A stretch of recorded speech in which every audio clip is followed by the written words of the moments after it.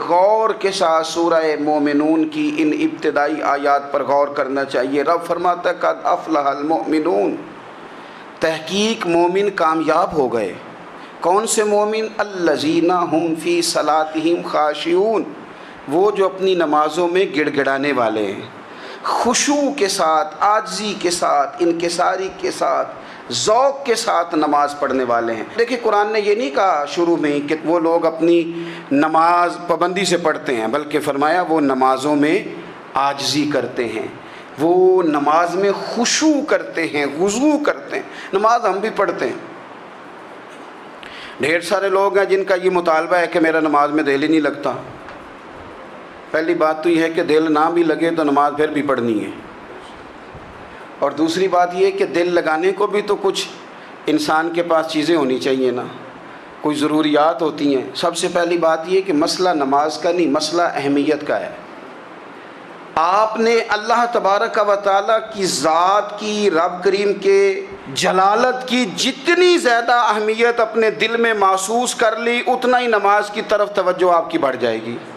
آپ سادی سی مثال ہے، غور کر لیں، جتنا آپ اپنے استاد کو پروٹوکول دیتے ہیں، جتنی عزت کرتے ہیں، اتنا ہی وقت پہ آپ ان کے پاس پہنچ بھی جاتے ہیں۔ اگر آپ کے دل میں اہمیت نہیں ہے تو آپ ٹال دیں گے، اور جس استاد کی اہمیت ہے اس کے فون کی گھنٹی بجتے ہی فون بھی اٹھایا جائے گا، اور بات پوری مکمل بھی نہیں ہوگی تو کہا جائے گا جیسے آپ کہیں گے، اور جو وقت وہ دیں گے ان سے 10 منٹ پہلے پہنچنے کی کوشش بھی کی جائے گی۔ بس سمجھ لیں دل لگنے نہ لگنے کا مسئلہ نہیں، اہمیت کا مسئلہ ہے۔ آپ جتنی اپنے مالک کی بارگاہ کی اہمیت سمجھ لیں گے، اتنا ہی وقت پہ مسجد آئیں گے، اتنا ہی شوق سے نماز پڑھیں گے۔ دوسری بات، نماز کے ترجمے پہ غور کریں۔ آپ یقین کریں اگر نماز کا ترجمہ ہمیں آ جائے نا تو ہمیں تو یوں لگے کہ ہم تو اپنے مالک کی بارگاہ میں عرض و معروض کرنے حاضر ہوئے ہیں۔ یہ سورہ فاتحہ ہی دیکھ لیں آپ، حضور فرماتے ہیں، رب فرماتا ہے سورۃ فاتحہ آدھی میری ہے آدھی میرے بندے کی ہے۔ جب اس نے کہا الحمدللہ رب العالمین الرحمن الرحیم مالک یوم الدین ایاک نعبد و ایاک نستعین، جب یہاں تک وہ لفظ کہتا ہے تو یہ حصہ میرا تھا، اس نے اپنے رب کی تعریف کی، اور جب کہا نا اس نے اہدنا الصراط المستقیم، اب بندے نے التجائیں شروع کر دی۔ اس نے کہا کہ مالک بھی تو ہے، رحمان بھی تو ہے، رحیم بھی تو ہے، عبادت بھی تیری کرتے ہیں تو مدد بھی تو تجھی سے مانگنی ہے نا، اب مہربانی فرمانا اہدنا الصراط المستقیم، ہمیں سیدھا راستہ دکھا دے، صراط الذین انعمت علیہم، ان لوگوں کا راستہ دکھانا جن پر تو نے انعام کیا ہے، غیر المغضوب علیہم ولا الضالین، ان کے راستے پہ نہ چلانا جن پر تیرا غضب ہوا، جو گمراہ ہو گئے ان کے راستے۔ تو نماز میں جب ترجمے پر آپ کا غور ہوتا ہے تو آپ کا تو دل خود بخود لگ جاتا ہے، شوق بڑھ جاتا ہے آپ کا۔ تو اتنی چیزیں ہم زندگی میں یاد کرتے ہیں، تو اگر ترجمہ بھی نماز کا یاد کر لیں اور پھر شوق سے پڑھیں تو آپ یقین کریں طبیعت کھنچی چلی آئے گی۔ ہمارے یہاں کچھ لوگ نماز پڑھتے ہیں پر بڑی لاپرواہی سے پڑھتے ہیں، کبھی ادھر دیکھتے ہیں کبھی ادھر دیکھتے ہیں، کبھی بال سہلاتے ہیں۔ وہ میں نے دیکھا ہے سجدے جا رہے ہیں تو سیانے سیانے بندے کبھی کپڑے کو چھیڑ رہے ہیں کبھی جگہ کو چھیڑ رہے ہیں۔ میرے نبی کریم صلی اللہ تعالیٰ علیہ وسلم نے فرمایا ان لوگوں کا کیا حال ہے جو اپنی نماز میں نظریں آسمان کی طرف اٹھاتے ہیں، رکوع سے اٹھے تو اوپر دیکھنا شروع کر دیا، کیا حال ہے ان کا۔ اور پھر حضور نے ایک موقع پر تو سختی فرمائی، فرمایا جو نماز پڑھتے اپنی نظریں آسمان کی طرف اٹھاتا ہے وہ باز آ جائے، ورنہ ایسا نہ ہو کہ رب اس کی آنکھیں ہی چھین لے، وہ باز آ جائے اس کام سے۔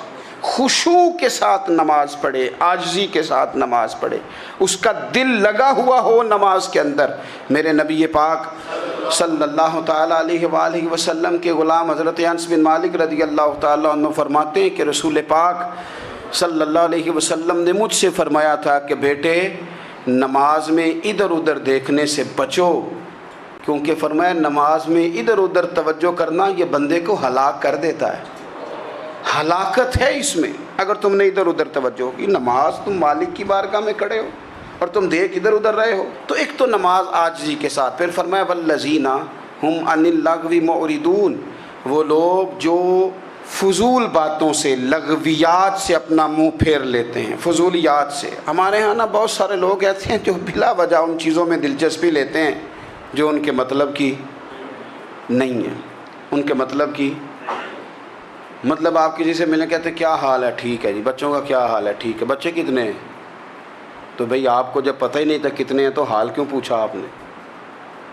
آپ کرتے کیا ہیں؟ آپ کا بڑا بھائی کیا کرتا ہے، چھوٹا بھائی کیا کرتا ہے، ابا جی کیا کرتے ہیں؟ بھئی آپ کے مطلب کی بات نہیں، آپ مطلب کی مقصد کی بات کریں، بے مقصد باتوں میں الجھنے کی ضرورت نہیں ہے۔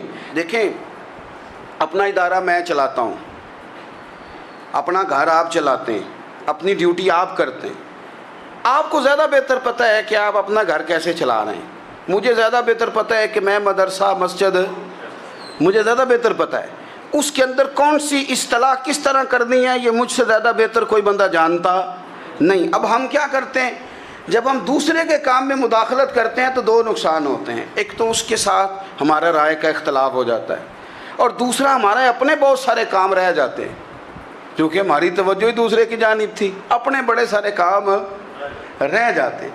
اس لیے بہت ساری ایسی چیزیں ہیں جن میں بلا وجہ کوئی مقصد نہیں۔ ہم پرانے لوگوں سے باتیں سنا کرتے تھے، ہمارے بزرگ کہا کرتے تھے جڑے پنڈ جانا نہیں، جڑے پنڈ جانا نہیں اودہ راہ پوچھنے دی کی لو۔ لغویات میں نہ الجھیں، فضولیات میں نہ الجھیں، یعنی ٹو میں رہنا، ٹو میں۔